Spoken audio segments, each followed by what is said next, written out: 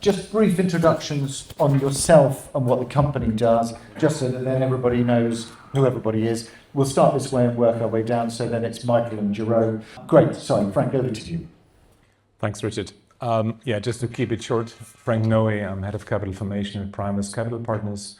We are a real asset manager, how it's called nowadays. We are doing infrastructure and real estate. Active in fiber, almost active in data centers. So we are working on our strategy and building the pipeline. But we have been investing into this asset class since 2014 already in the Netherlands under a different name. It was called Bouwfonds. So most of the people in the room most likely know us from that.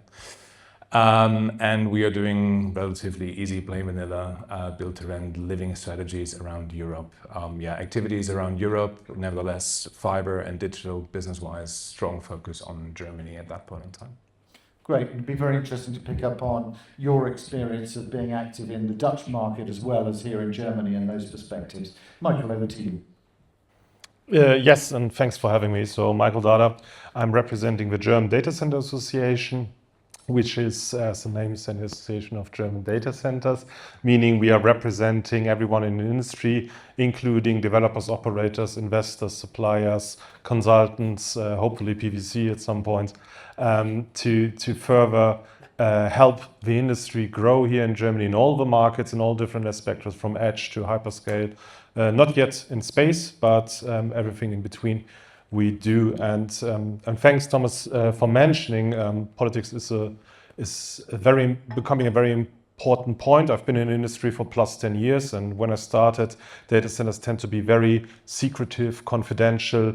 Like when you look at the older ones, you wouldn't notice that you're looking at a data center. There is no signage, although a player like Equinix Digital Realty is operating the site, you wouldn't notice from the outside. And this was fair, and this is coming from a different time. But nowadays, there is a lot more public attention. Not only the US president, but also the German chancellor is mentioning data centers on a regular basis. So there's a lot more expectations to data centers, so also a lot of skepticism about water usage, power usage, land usage, and the amount of jobs creating. So we are heavily involved in educating politics and public about the advantages of data center. And my work for the German Data Center Association is a lot of fun, but really paying the rent. So I also have a day job. I'm working as an independent data center consultant. I have a background of plus 10 years in land development, acquisition, transaction, investments. So I'm helping various operators to find new land, but also helping investors to understand. Also happy to share this knowledge today. Great, thanks. Jerome. Yes, good morning. Jerome Evans is my name. I'm founder and CEO of firstcolo. firstcolo is a Frankfurt-based data center operator. I founded the company back in 2006 already. We are operating at the moment 2 data centers. We would love to grow in the existing data centers, but because of the scarcity of power, we received a message from the local energy supplier that we need to wait 10 years for additional power. So we decided to do a greenfield development out of Frankfurt, Rosbach vor der Höhe, around 25 kilometers from here. We are building there a 25 megawatt data center for 250 million euro. It will become ready for service by end of 2027. Will be one of the most modern data centers by then. I come to that later with the details and facts. In the next 4 years, we want to invest up to 1 billion euro in new data centers in Germany. Great, thanks very much. So a good mix there in terms of both the insights from the operator side, also the investor side. Frank, let's start with you, because I know you also have to go just not far beyond 10 o'clock. So good. It'd be interesting. Let's start with you. Some perspectives also, I guess, on what Thomas has shown in terms of the presentation. And also, how do you see this market here in Germany? Some of the trends, what's driving it? So I suppose, what's your overall take on it? Because you all have seen it develop in the Dutch market. Is it different in Germany? Where are we heading? What's the position from your side? There is not that much difference between Netherlands and Germany, unless Netherlands is simply much more advanced. than Germany in that respect, which we see. Amsterdam was one of the next hotspots after London for data center build out. And you also see that in the vicinity of Amsterdam, there is further product being ramped up, but you also have in secondary locations a lot of smaller capacities regarding edge and co-location type of data centers. And this was also a bit the focus of my colleagues in 2014. So we have not been focusing on classic hyperscalers. We focused on the secondary locations. Why is that? Lower latency times. You do not have to have so much backup capacity available. Ramp up time much more moderate because your tenants were not the hyperscalers. Your tenants were simply companies, the government, etc. So they were simply holding the demand high, but you didn't have to deliver on so much service capabilities. And that's the same that we believe in Germany will be our cup of tea. That's the reason why we have been not super active yet on this space. What you also have to keep in mind is we are a small, medium-sized investment manager. We have 3.5 billion assets under management. So one hyperscaler is 1/3 of our total AUM. I'm not saying that we cannot participate, but most likely people will laugh us out of the room. So in that respect, we left that business to the bigger agglomerates, to the bigger capital aggregators, and said, yeah, the business is good. It's relevant because without hyperscalers, there's no secondary location. So you need to have the backbone. And that was also a bit the idea that we did on the fiber line business. We started with smaller regions, smaller locations to simply build a backbone for the relevant infrastructure. What is the market doing here? From my perspective, demand is unbroken. Capital is available, but on every data center event that I am attending or you are hosting most likely, the biggest issues are so leave CapEx increases because of inflation aside, which is also a problem, but the technological advancement, so how coolings are advancing, how cooling systems need to be replaced after a year because it's not state of the art anymore for an AI chip. So that's one of the problems that you have inside in the organization. If you look into the outside world, you see grid. Wherever you look at, energy is the limiting factor in all respect. You could basically say it bluntly, a data center without grid is just an expensive warehouse. So in that respect, this is, I think, the biggest problem. Political demand, political, let's say, alignment is somewhat being created. So we can assume that permitting will speed up a bit. Will this automatically lead to faster approval with respect to ESG components? No. So ESG, from our perspective, what do we do with the heat? And how can we get access to electricity are the key components for every investor that is looking to invest into this business. And Jerome, what's your take on that? But that's interesting, the point about locations, I think, as well, and the secondary locations driving that. But what's in your strategy? Yeah, when we talk to customers, ideally they want to have, if they want to go to Europe, Frankfurt is a prime location for many of the potential customers. And if the customers could choose for a location in Germany, 9 out of 10 would choose Frankfurt because of the good connectivity here. We have the largest internet backbone of the world. A few kilometers away from here in Frankfurt, so there's no single point in the world with more connectivity. And that's important for the customers because many of the customers are looking for the best possible latency for their applications. Looking now into AI, if we use ChatGPT, for example, we want to have the answer as fast as possible. So latency really matters also for other industries from which we have customers from.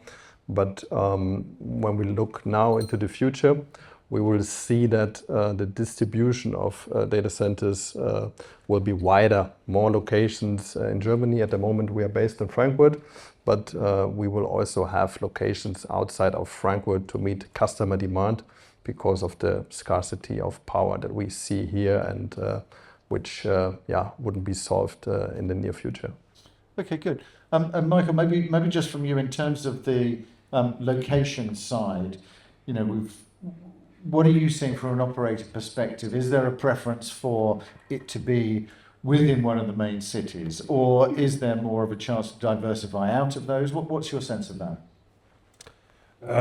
So I completely agree with Jerome. So Frankfurt remains the most preferred location, and this is going to be the case for the upcoming decade, I'm pretty sure, which doesn't mean that other locations wouldn't work. So there's a lot of discussion around like how hyped Berlin is as a location. I'm personally based in Berlin, so I can say there are some projects not coming to meet client demand, let's say it like that, but I think some others are quite leading and had the right strategy to go outside of Frankfurt and go to Berlin. When there is the announcement of Microsoft, I think already 2 years ago, to go to Rheinisches Revier, the area between Düsseldorf and Cologne.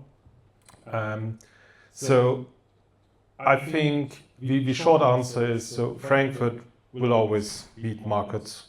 Yeah, it's always going to be the preferred location. The only thing hindering is just access to power and to some degree also access to land. And the question is, what's going to be the next hotspot? So I think for the past 5 years, the discussion was, is it going to be Berlin? Is it going to be Düsseldorf or maybe even Munich? But I think we need to look at it a slightly different way. Germany is a decentralized country. We have multiple hotspots. I'm not saying all of them will develop at the same speed. So you've shown, Thomas, in your presentation, like Hamburg is an established region. I think Hamburg has some good running co-location data centers, but I haven't seen too much activity in the last decade. So I'm a bit, I wouldn't say pessimistic, but I would realistic in the terms of speed, how Hamburg is developing. So if you compare Germany to the US markets, and you know the saying, the US is always 10 years ahead of Germany or Europe, you see that North Carolina was the main hub and is still the main hub and is still highly in demand, but given there is also scarcity of power, no matter how many nuclear power plants you reactivate, operators, hyperscalers looking in various other regions, well, Nevada, Texas, and California maybe as well. So I guess this is the overall trend, that we will have one central location, which especially works for high latency application, a low latency application, for a lot of wholesale co-location client central services. But you will also have a bit more expansion into other regions. And especially if it comes to large-scale developments, and if we want to imply not only interference in AI, but also large language models in Germany due to sovereignty, we will probably have to look at even a bit more what is considered nowadays remote locations, maybe northern Germany, for example. Okay, good. Thomas, it'd be interesting to pick up from you as well. I mean, interestingly, there's been a lot of discussion about, is it hype, is it reality, is it genuinely an opportunity? If so, for who? I mean, that seems to be settling down a little bit now in terms of, you know, interesting to see Frank's view there about that there are different access points to this market for different types of capital. So I suppose, how do you see that going forward? I think what we have seen over the last years, that there is a more European community on the development and operator side, developing, again, pushed more by the sovereignty topic the last 2-3 years. What I think on the capital side, I think we can improve much further equity and debt. I think this is still dominated by non-European money, and that comes also with the risk, not high risk appetite of the especially German institutional investors. And we see the same in venture capital. So all that is potentially which is new or potentially has a bit of higher risk, also comes with a higher return. That's where I would love to see more German, European capital really heavy investing there. For now, we see the big Canadians, the US players, of course, the Asian capital. You see all this data center REITs in Asia, which is a normalized market. I think that's something where we can really develop, also potentially with the European capital market, creating more even some data center REITs for the equity that needs to be provided, or motivating also institutional capital to really more invest into this part of the business, which is important, which is growing, which is supported by the government. The demand is there. I always look at where would I invest. I always look where the core fundamentals in demand is there, and it's residential and it's data center, of course, yeah, for logistics a bit. So I don't understand why this is so difficult to really have more appetite to really do something for German, European institutional capital. Okay, good. Does anybody want to pick up that point about risk, I suppose, who's investing, who's not investing? Maybe let's start with you, Frank, and then it'd be interesting to get your view, Jerome, as well. Yeah, I think in general I share Thomas' view. It'd be nicer if Germans would be basically queuing outside to provide us with capital. What we nevertheless... Is that on equity and on debt as well? I would say it's equity and debt, because also banks are, from our perspective, still what we observe quite hesitant if it goes beyond a hyperscaler business. So hyperscaler business, specialized lenders are active there. What they underwrite there is a tenant covenant. So let's say assume grid capacity and all these things are there, but the main business driver is who's the tenant, who's the operator. And if this is somewhat clear, then they are more than happy to lend. The moment that it becomes more complex. So if you compare it with real estate, so in my old real estate days, I have been hearing a lot, yeah, it's a single tenant property. It's difficult to lend against. I would prefer to have more tenants. It's the other way around on the co-location side. So if the co-location provider is not financially super strong, then it's basically down to the potential tenants that have been secured and lined up. And if they are also not a big agglomerate or a big global group, then it becomes quite difficult for most of the banks to lend against. So it's a debt fund business at that point in time. So debt funds are very active there. Equity-wise, yeah, I think what we need to keep in mind is the Germans are never the first movers. We also see that. We can have a lot of initiatives that is basically formulated in Berlin. Are they really being filled with life? It takes some time. So it's not like, yeah, here we go. So if you go to the US and say, yeah, we do it, then they do it the next day. Here we are building committees and other things. And that's a bit the same how German investors are structured. And this is not always something negative, because it also prevents them from really losing lots of money. And I leave some examples aside that have been not proving that their, let's say, processes and committees have been doing their job. But the majority is in general well off, and they are not hunting for super high returns, because they always come with a lens of, what do I need to build up in financial capacity to be able to pay my retirees or to pay out insurance premiums, damage compensation from insurances or other things. So they are not thinking like a value-add investor. They are thinking about how much risk can I shoulder to still be able to fulfill my obligations. And that's basically their united thinking. And this ultimately keeps them away from an asset class that is fast developing. And that's simply the story. So you have a lot of demand, you have exponential growth. We saw it in Thomas' presentation, we see it on every data center event, that the capacities that are being looked after or looked for are constantly ramping up massively. And that's for them usually a kind of an alarm bell where they say, yeah, let's wait how things shake out. And you can argue it's not wrong, because I'm pretty sure, as Thomas also said, some people will lose money because they have been taking the wrong bet. They have been just looking at the location and forgot to think about energy. And they then learned that energy queuing, energy approvals, that the queues are getting longer and longer, 10 years I heard. And this is then eating into your return. So you have capex outlay, but there is no cash flow coming in. And I think this is ultimately the most critical part. The industry needs to prove more and more and more, also on the growth part and the energy provision part, that this can be capitalized. Because for us, so our focus will most likely be, we are taking existing structures and try to upgrade them. Why is that? A, it's a bit cheaper. B, you have already grid. And you have most likely local partners where you can bet on, because this is ultimately key for execution. You need to have local sales power for smaller data centers, because you cannot know every small tiny company that might rent a rack in your building. That's impossible. So you need local partners. You need access to the cities, that you get grid capacity, that you get the permits done.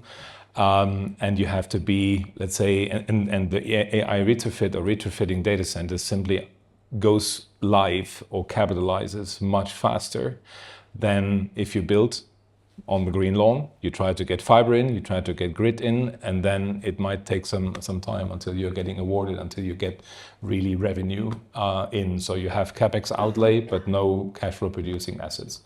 And this is, I think, key for every German investor. Their hockey stick tolerance is low, means maximum a year. In second year, we need to have cash flows. And if this is not playing out, then they will not show up to the party. So at the moment, to your question, who's investing? Germans are somewhat waiting. I will not say they're sitting on the fence. They're actively participating. They want to learn. They want to have conversations. Are they massively ramping in? Selectively, yes. So you see a MEAG active there. Some other bigger groups that are active in this field, most of the time somewhat with an operator, so they don't have their own knowledge, so there's an operator somewhat affiliated with it, so they test the waters and they are big enough also to grasp and to grab a share of the market, but the majority of money that is coming from outside of Germany, so US money, Anglo-Saxon money in general. Because the risk premium is simply higher and they are able to bear risk compared to a classic German setup there. Okay, good. Jerome, what's your take on that? Yeah, adding to that, we start with the debt side. Ideally, from the perspective of a bank, they like hyperscale data centers because it's a one-tenant data center with a contract runtime of up to 20 years with very low risk and foreseeable cash flows, so to say.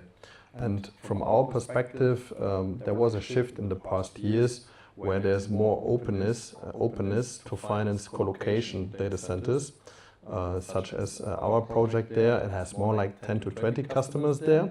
The cash flows are not so predictable and the contract run times are a little bit shorter, more in the range of 5 to 10 years. But what happened on the bank side is that they better understood the data center market and also were able to predict like the utilization of the data centers. And in Frankfurt, it's kind of easy because every provider that builds a data center here has more like a guarantee of fast utilization, so to say. Even though banks would like to have like pre-let agreements or contracts already in place to do the financing, so it's a bit more difficult to do such a project in Berlin, for example, where it's not too predictable how much the customer demand will be. I think we need more providers over there, and then there's more trust for the local ecosystem there. But looking at the general liquidity from the debt side, I think it's there and more than enough. So if there would be more power, there would be more data centers that would be financed from the debt side, in my view. And on the equity side, I pretty much share your view. It would be good if there would be more risk appetite from German or European investors and not only from primarily US investors, what we see there. Okay, good. Interestingly, this area, whereas sustainability, certainly in terms of people's communication around it, has dropped in other areas of real estate, let's say, but for data centers, it's still very much an active area, obviously, because you've got power. It's also creating a lot of heat, and sustainability there is a really big topic. So I suppose, how do we see that both from an investor and occupier view, and maybe what's your take on it, Thomas, as well? Just your, I mean, you mentioned it briefly in the presentation, but that seems to be a key driver here. That's for sure still a key driver, and ESG and sustainability is not gone, but especially data center with this huge appetite for energy, with the heat generation, and also with the land you are using. There's so much, I think, potential we are seeing, and I'm really looking forward to listen to you on your new data center project. The cooling systems are evolving very fast, reducing also the need for water, hopefully.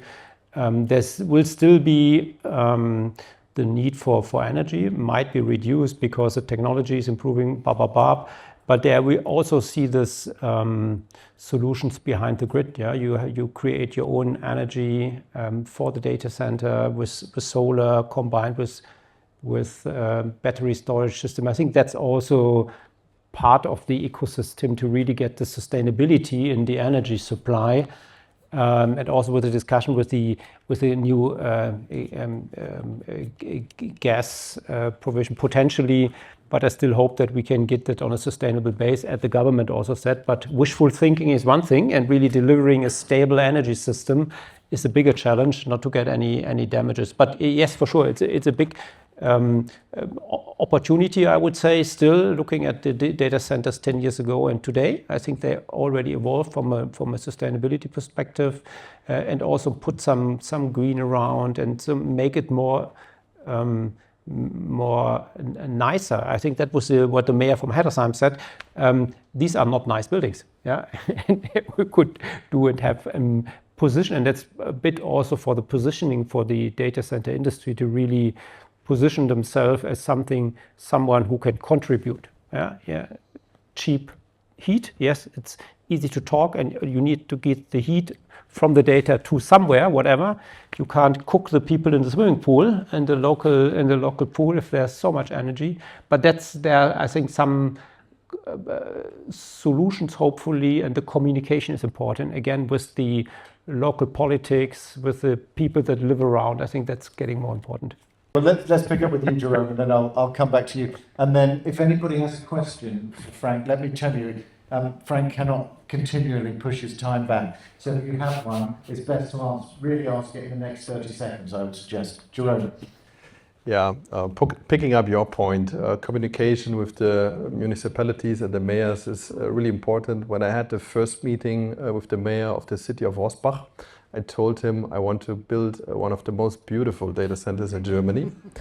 The groundbreaking event with the ministry from the digital department in Germany will be in 8 weeks, but we already started the construction there. So in 1.5 years we will see if that promise comes into life. But at the end, we spent so much money on the whole data center. In Rossbach, it's 250 million. And having then a nice facade with greenery, for example, it doesn't really increase the cost. And it's a much nicer integration of the commercial area over there. And it has more acceptance from the citizens that live in the municipality. And for us, I think that was the key, having a good relationship to the municipality, not only to the mayor and the staff, but also to the citizens there. We had active discussions, talks, explained them, that's what we want to do. This is the number of jobs we want to create, etc. So I think that is the thing that we did better compared to some US companies. I think you mentioned Groß-Gerau, the project there that was cancelled, 2.5 billion euros of investment. I think it was a too big project, too small city, and they were like overrun from the people there on that side. And beside a nice data center, of course, sustainability was important for us. By the time of opening, it will be one of the most efficient data centers by then for the large-scale data centers. On the one hand, because of the German energy efficiency law, data centers must meet a certain efficiency in Germany. This is like, with the highest efficiency standards worldwide, I would say, which was a really big challenge for us and the EPC providers that build the data centers.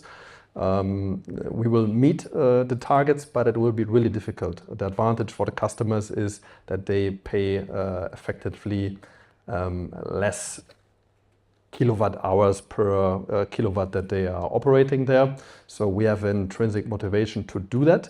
In general, I'm positive with the German efficiency law, but there are some boundaries that prevent operators from building more data centers. Frank, over to you. I think for the local communities, ESG is a non-negotiable requirement. So therefore it is a topic. Is it always providing opportunity? I think this depends on the location. But as it's non-negotiable, there's no need to discuss that. In general, also positively perceived by every investor. The more sustainable you can get, the more resilient you will most likely be, and this ultimately brings security for the cash flows. Because no one tells you that you're not allowed to operate anymore, because you're simply fulfilling the standards. And then, of course, it's also something that you can put into your ESG report if you are forced to be open about that. So in that respect, I think ESG will be a standard component. Groß-Gerau has impressively shown how it plays out if this is not settled from the beginning. So therefore, clearly mandatory for everyone. Okay, good. And just in terms of opportunity at the moment, how do you see that in Germany? Where do you see the biggest opportunity, whether that's locations? We understand the sector, the area of data centers that you're in, but what does that mean in terms of opportunities if we're looking for the next, let's say, 5-10 years in this space? That's always the $1 million question. If we all know how things will play out exactly, we will bet on that. I think hyperscaler demand will last and will keep up no matter what we do. Sovereignty will do its other bit. There is capacity needed to have data stored within the European countries and not somewhere outside of Europe.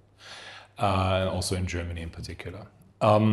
So hyperscalers will definitely be an opportunity, not our cup of tea. We strongly believe in the inference, AI redundancy type of use cases that are being built around these bigger spots, because the data center itself needs to move closer to the client. The client is the smartphone user that is using ChatGPT or other things, the company that uses the cloud from SAP HANA, whatever. I'm not making any advertisements here, but it's ultimately very clear the capacity needs to move closer to the end user over time. And this is where we believe a strong business case is ramping up, with also all the cities that are partly owning own data centers, and they already have grid available, and this grid needs to be enhanced. So this is, from our perspective, a very attractive opportunity set where you can build a very diversified portfolio, which ultimately also resonates with the German investor. Coming back to the cash flow security, to the resilience, etc., value preservation, the more diversified you are, the more risk you can shoulder on many locations and not only on one location.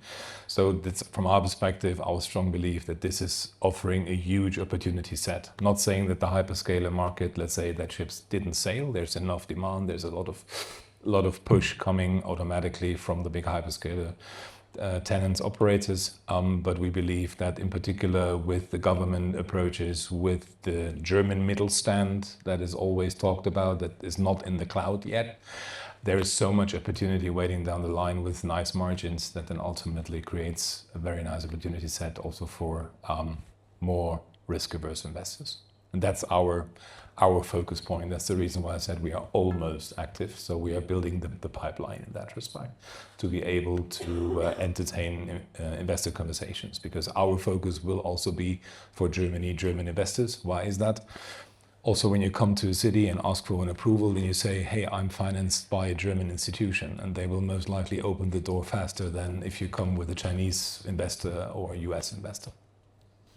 Okay, great. And Michael, from your point of view, feel free to pick any of those things up, but I'd be keen to also know what's going to drive this forward here in Germany. You're representing a lot of the operators, the advisors. You know, what's needed to drive it forward? Is it, for example, more of a government focus on talking about the Mittelstand, for example, instead of, it transferring towards using their own, sovereign data, data sovereignty? Is there more information that's needed? What's required? If I would do a ranking, first of all, it's going to be in general digitalization. I mean, whenever you have tried to apply for a new passport as a German citizen, it can be quite a pain going to the office in person, filling out paper forms. So there's a lot of room to improve digitalization overall in Germany. So this is the main driver. Then given what is happening in the world in the past years, sovereignty has become a key point. The German government is heavily interested in, or also the European government is very interested in enlarging the capacities here locally through local data centers founded by local money, but also operated by local cloud operators. So this is probably one of the reasons why the Schwarz Group is doing quite well. So I think these are the main drivers. What I've seen also, like on a micro level, is so I did a lot of site expansion, site acquisition for many years, and it was very difficult for some time, because just whenever you knocked at the door of a municipality and asking, can I have 100,000 square meters of land to build a data center, which most likely is not going to be the nicest building in your town, and it's probably only having workplaces for 100 people. The mayors were not too enthusiastic, to be honest. But this has changed through the applications of the energy efficiency law. Given that data centers are obligated to provide waste heat, this comes with a huge interest from municipalities, because they, on the other hand, this is often forgotten, are also obligated to find sources of renewable heating. So this really helped to open up conversations again, saying, look, yes, we understand you're not completely happy with the way we build and operate a data center, but at least you will get an opportunity to cover 30, 50, 100% of your heating through what comes out of our data center. And this absolutely helps. And I think this is going to be not going to be a demand driver, but it's going to help in the expansion. Okay, good. Final question from my side is, I suppose, we've got an interesting group of people here. We've mentioned a bit about the opportunities with you, Frank. I'd be interested to get that from everybody else as well, where the opportunity actually is at the moment. But also, what is the key message that you would take to a real estate developer or a financer or an investor in order to drive this part of the market forward? So I guess from you, Frank, what is the key message to everybody to drive it forward, and anybody else's view on investors and key message would be going? Frank, 30 seconds from you. The developer, developer, I would say, if you have a plot of land, try to get grid capacity as soon as you can, because otherwise you will not be able to either build or sell to a potential constructing company. Banks, I think we heard from Jerome, they have been more open to co-location, and they should be more open to co-location, because ultimately the floor is being created, so the demand floor is being created by government pushes. So there will be almost predictable demand in the future as well for these type of co-location data centers. And not to focus only on hyperscalers, because there's also at some point certain risk to be borne. Equity investors, be open, be curious, and don't wait too long, because yes, demand is there, growth is there, but as we all know, margins are coming down. So if you really want to basically make return, then there's no point in waiting. So get on board. Doesn't mean that you have to invest tomorrow, but in a foreseeable future, and not only making or sitting on the fence and try to form an impression and a demand and a market area you want to be active in. Start to participate actively. Okay, great. Michael. Many different levels. I agree with landowners, see the potential in an uplift of value by selling marketing to data centers through acquiring power. To municipalities, again, it's about waste heat. Have a look at that. And actually there are ways to build nicer looking data centers. When it comes to investors, banks, etc., especially in Germany, don't be afraid. The real estate market is still under a lot of pressure in many other asset classes, and data centers, in my view, can be considered as a safe harbor at the moment.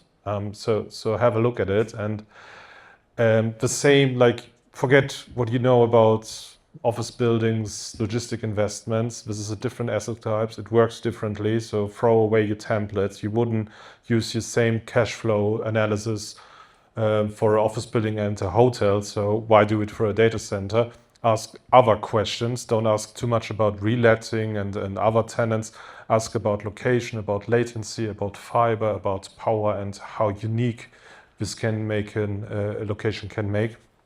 And then for maybe also like speaking for the GDA, when addressing the public, have a idea. I mean, no one is questioning like if in different times VW was still expanding new car factories, nobody would question, do we need another car factory to build more cars?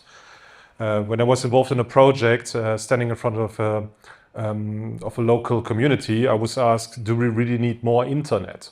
I'm over-exaggerating here, but the basis is like, you don't really see the benefits, or not too often the benefits of a data center is overseen. Like whenever we switch on Netflix, our kids play Minecraft, or we do just our work, it all runs through a data center. So we need to understand that the same level of infrastructure, like a power plant, like a sewage plant, like streets, motorways, airports, etc. So this is how we should look at it, and that there's a benefit both on the local and the governmental level or the federal level of having a data center. Great, Jerome. From my perspective, I think we have a great chance to really further increase the data center investment levels in Germany if we improve in all areas. For example, for our project, we decided to enter into a joint venture with an energy supplier that holds a minority stake on the SPV level, so only in the data center in that region. For developers, this could also be a solution to join into such joint venture scenarios. In the past, many people acquired land, secured the power, sold powered land, for example. Now it's getting a bit more difficult because the first come, first served principle is gone for larger projects, and you need to have a higher maturity of the project in order to receive the power, which is quite good from my perspective because it prevents some sites of securing power but with no developments, what we have seen in certain areas in Germany.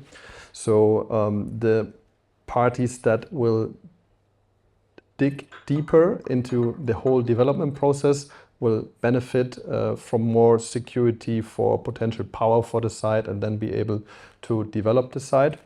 So be creative on such solutions, I would say.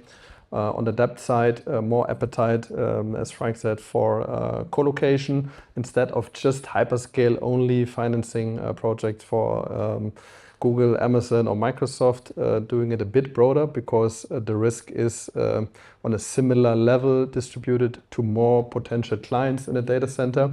And for the equity investors, I would say I would wish that we would have more European investors investing capital in the data center market and not predominantly from US or Asian players, what we see right now. Because it's a huge chance, and the data centers that will be built in Germany, there's a high chance that they can get to fast utilization levels.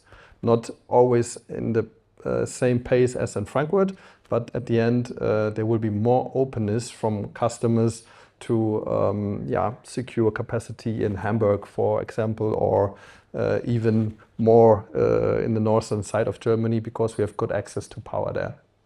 Great. Final word from you, Thomas. Yeah, well, I could make it easy and say just pick the right advisor, but that would be marketing.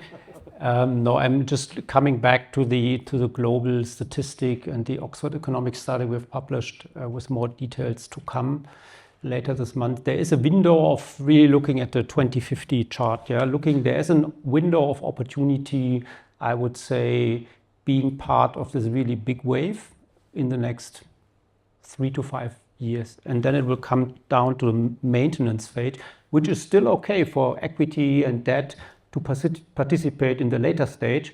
But for now, I think the opportunity is to really position ourselves as an industry, but also each entity really thinking that makes sense. I think that's the key message. It's not it's a long-term play, but really being part of this big wave with big opportunities, yes, also with higher risk. I think that's not, we shouldn't wait 2 or 3 more years to start with that, and really strategically to decide, do I want to be part of this ecosystem and really invest, and then do it and do it bold, and not just sniffing around, looking perhaps, and in 3 years' time, I will, or in 5 years' time, I will say, well, I potentially didn't pick up one loss, but being part of this big journey and being part of this big opportunity play, which we are seeing in a diversified play. And that's what I like, the approach of being always on a portfolio. Not every data center will be successful, but being part of this portfolio from an investment financing perspective, I think that's really worth. And there's so much momentum right now to really pick this up and be part of the play. Great, and very interesting to see the views from the UK, how that compares here with Germany, and also obviously we'll be doing one in Madrid next month, later this month in fact I think. So we'll also be able to share those. One thing I wasn't expecting would be to do a feature on the most beautiful data centers, Jerome, but I'm looking forward to seeing yours. Everybody will be here for networking afterwards, so if you've got any questions that you didn't get a chance to ask, please do ask them then. Thanks very much to everybody for joining us. Thanks if you were joining us on demand. And if you could join me in thanking the speakers, that would be great. Thanks very much, everyone.